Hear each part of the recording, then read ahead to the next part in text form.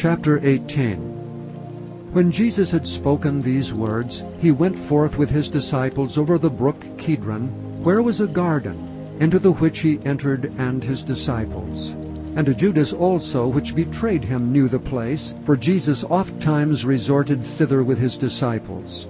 Judas then, having received a band of men and officers from the chief priests and Pharisees, cometh thither with lanterns and torches and weapons.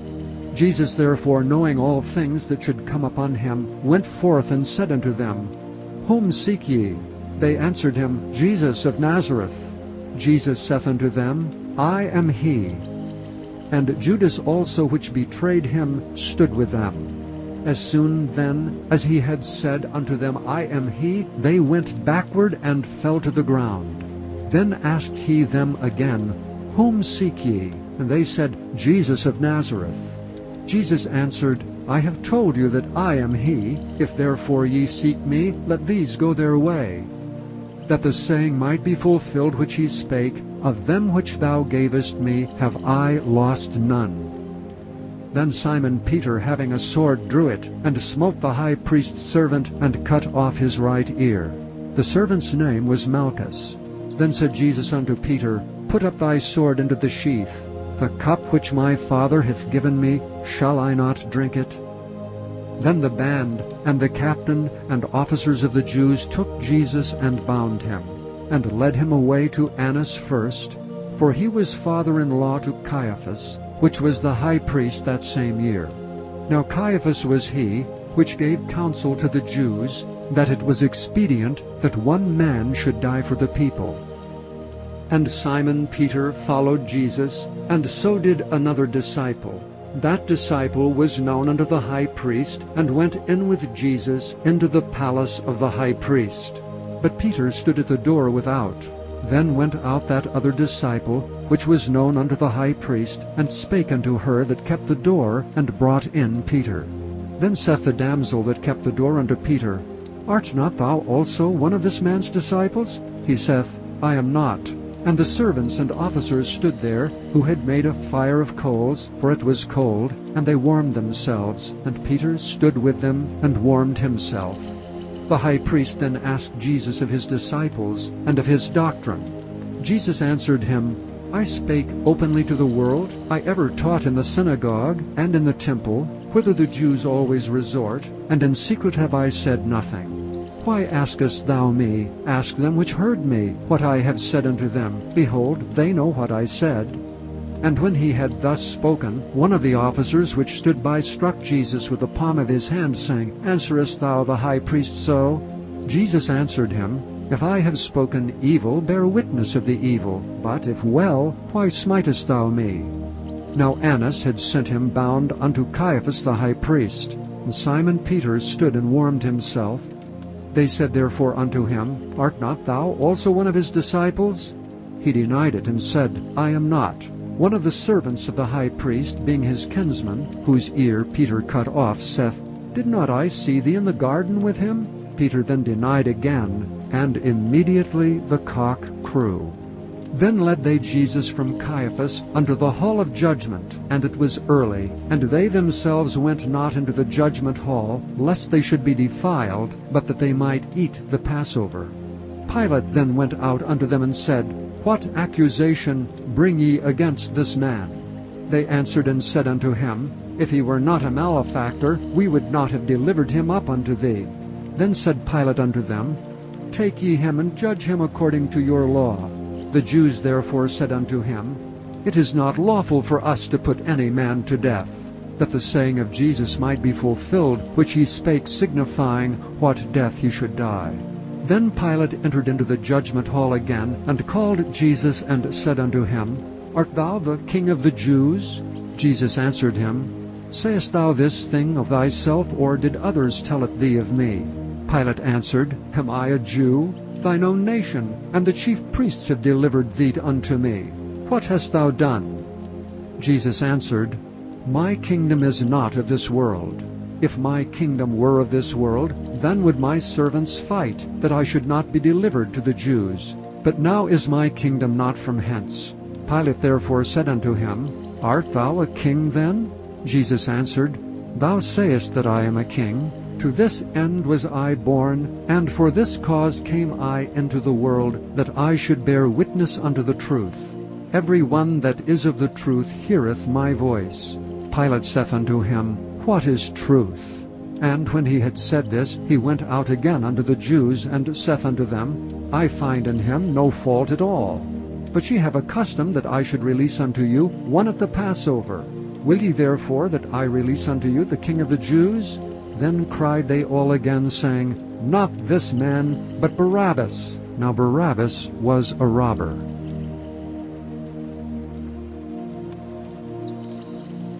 Chapter 19. Then Pilate therefore took Jesus and scourged him. And the soldiers platted a crown of thorns, and put it on his head, and they put on him a purple robe, and said, Hail, King of the Jews! And they smote him with their hands. Pilate therefore went forth again, and saith unto them, Behold, I bring him forth to you, that ye may know that I find no fault in him. Then came Jesus forth, wearing the crown of thorns and the purple robe, and Pilate saith unto them, Behold the man! When the chief priests therefore and officers saw him, they cried out, saying, Crucify him! Crucify him! Pilate saith unto them, Take ye him and crucify him, for I find no fault in him. The Jews answered him, We have a law, and by our law he ought to die, because he made himself the Son of God. When Pilate therefore heard that saying, he was the more afraid, and went again into the judgment hall, and saith unto Jesus, Whence art thou? But Jesus gave him no answer. Then saith Pilate unto him, Speakest thou not unto me? Knowest thou not that I have power to crucify thee, and have power to release thee? Jesus answered, Thou couldst have no power at all against me, except it were given thee from above. Therefore he that delivered me unto thee hath the greater sin. And from thenceforth Pilate sought to release him. But the Jews cried out, saying, If thou let this man go, thou art not Caesar's friend. Whosoever maketh himself a king speaketh against Caesar. When Pilate therefore heard that saying, he brought Jesus forth and sat down in the judgment seat in a place that is called the Pavement, but in Hebrew Gabbatha. And it was the preparation of the Passover, and about the 6th hour. And he saith unto the Jews, Behold your king. But they cried out, Away with him! Away with him! Crucify him! Pilate saith unto them, Shall I crucify your king? The chief priests answered, We have no king but Caesar. Then delivered he him therefore unto them to be crucified. And they took Jesus, and led him away. And he, bearing his cross, went forth into a place called the Place of a Skull, which is called in the Hebrew Golgotha, where they crucified him, and two other with him, on either side one, and Jesus in the midst. And Pilate wrote a title, and put it on the cross, and the writing was, Jesus of Nazareth, the King of the Jews. This title then read many of the Jews, for the place where Jesus was crucified was nigh to the city, and it was written in Hebrew and Greek and Latin. Then said the chief priests of the Jews to Pilate, Write not the King of the Jews, but that he said, I am King of the Jews. Pilate answered, What I have written, I have written. Then the soldiers, when they had crucified Jesus, took his garments, and made 4 parts, to every soldier a part, and also his coat. Now the coat was without seam, woven from the top throughout. They said therefore among themselves, Let us not rend it, but cast lots for it, whose it shall be, that the scripture might be fulfilled which saith, They parted my raiment among them, and for my vesture they did cast lots. These things therefore the soldiers did. Now there stood by the cross of Jesus his mother, and his mother's sister, Mary the wife of Cleophas, and Mary Magdalene. When Jesus therefore saw his mother and the disciples standing by whom he loved, he saith unto his mother, Woman, behold thy son. Then saith he to the disciple, Behold thy mother. And from that hour that disciple took her unto his own home. After this Jesus, knowing that all things were now accomplished, that the scripture might be fulfilled, saith, I thirst. Now there was set a vessel full of vinegar, And they filled a sponge with vinegar, and put it upon hyssop, and put it to his mouth. When Jesus therefore had received the vinegar, he said, "It is finished." And he bowed his head, and gave up the ghost.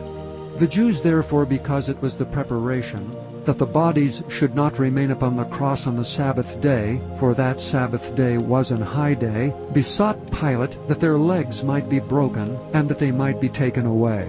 Then came the soldiers, and brake the legs of the first and of the other which was crucified with him. But when they came to Jesus, and saw that he was dead already, they brake not his legs. But one of the soldiers with a spear pierced his side, and forthwith came there out blood and water. And he that saw it bare record, and his record is true. And he knoweth that he saith true, that ye might believe. For these things were done, that the Scripture should be fulfilled, A bone of him shall not be broken.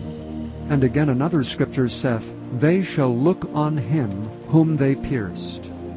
And after this Joseph of Arimathea, being a disciple of Jesus, but secretly for fear of the Jews, besought Pilate that he might take away the body of Jesus. And Pilate gave him leave. He came therefore and took the body of Jesus. Now there came also Nicodemus, which at the first came to Jesus by night, and brought a mixture of myrrh and aloes, about 100 pound weight. Then took they the body of Jesus, and wound it in linen clothes with the spices, as the manner of the Jews is to bury. Now in the place where he was crucified there was a garden, and in the garden a new sepulchre, wherein was never man yet laid. There laid they Jesus therefore, because of the Jews' preparation day, for the sepulchre was nigh at hand.